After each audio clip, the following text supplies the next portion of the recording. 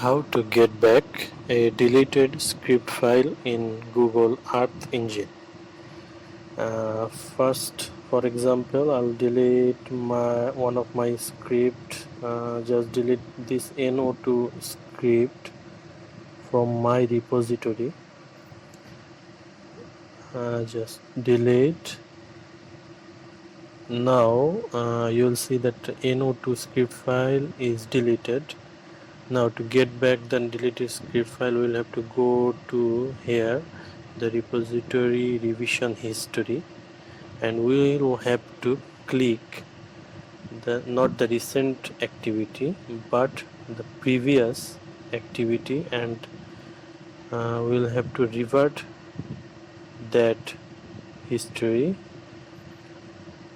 Just revert it. Okay, and now we're gonna press done. When it's done loading, done, and you can see the NO2 script file is available again. Thank you.